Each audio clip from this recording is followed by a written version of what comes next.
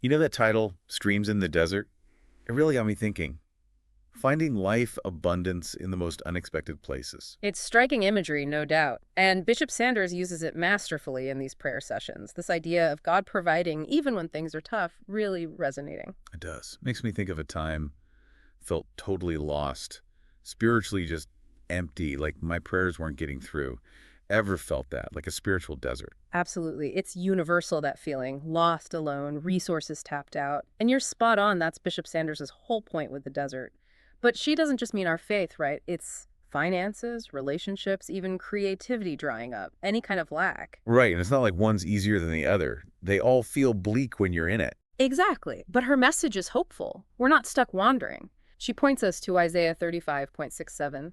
That picture of transformation, the lame leaping, mute singing, the desert blooming, God bringing life to barrenness. That passage, I always thought of it literally, more inner transformation, like the lame leaping, mute singing. When we're broken, can't speak our truth, and God makes us whole again. Beautiful interpretation, and it shows the metaphor's power. It's both the external stuff and the inner work God wants to do.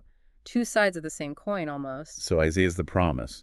But how do we live that? Psalm 23 comes to mind. That image Bishop Sanders uses, God as shepherd, leading to green pastures, quiet waters. Such a comforting image. And notice she stresses the shepherd guides us. We might feel lost, but he knows the way, sees those streams we miss in our panic. It's like he's saying, even if you don't see it, I'm providing. Trust me. It's about more than just getting by, Bishop Sanders, she's big on this. God's provision. It's not just the bare minimum, it's abundance, being truly filled. That hit me hard reading these. She tells this story, a woman deep in prayer, drowning in debt, right? And she hears God say, check your purse, and wouldn't you know it? There's a check, right? Forgot about. Almost the exact amount. Wow. Talk about provision in unexpected ways. Gives me chills. That's abundance, not just scraping by. God wants to give more. Exactly. It makes you think, are we the ones limiting God? With our small thinking, the never enough mentality. Easy trap to fall into. But she's reminding us, God's not like that. Abundance overflowing, that's his style. And that's where the stream's image is so perfect. A stream, it's not some stagnant puddle. It's always flowing, renewing. God's provision's like that. It's ongoing, not a one-time deal. I love that. So the desert, the streams, abundance. But how do we tap into it? How do we go from dry to overflowing? Bishop Sanders is very clear on that. Prayer, but not just casual God help me stuff. Deep, intentional talking to the one who really gets our needs. And I like that she gives us tools, not just pray about it, but actual prayers to align ourselves with God's will, to open up to that provision. Exactly. When we're lost, when we need healing, restoration, courage, she gives us the words if we don't have them ourselves. A roadmap, helping us say what's in our hearts, but maybe we can't quite express it. And that's what makes this so practical, not just some big idea. It's, here's how you actually do this day to day. And she's big on this. Prayer isn't just asking.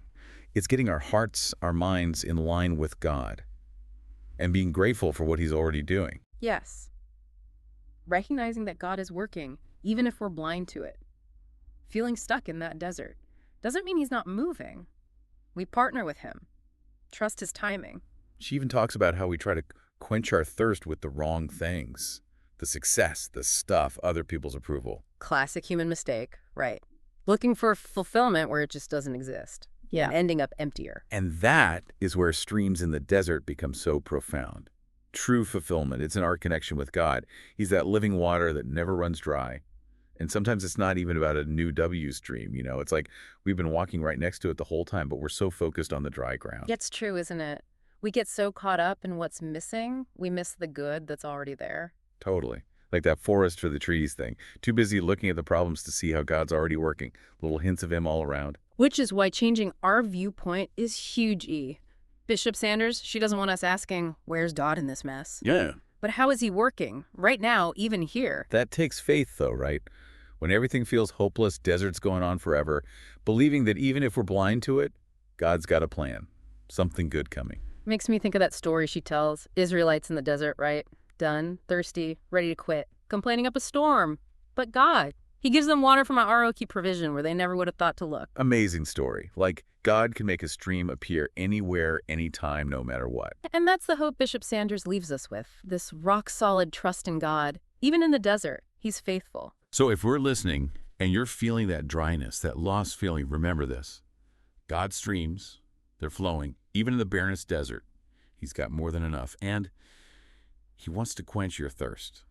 With his love, his grace, it never runs dry. You just got to open your eyes, look for it, sometimes in the most unexpected places.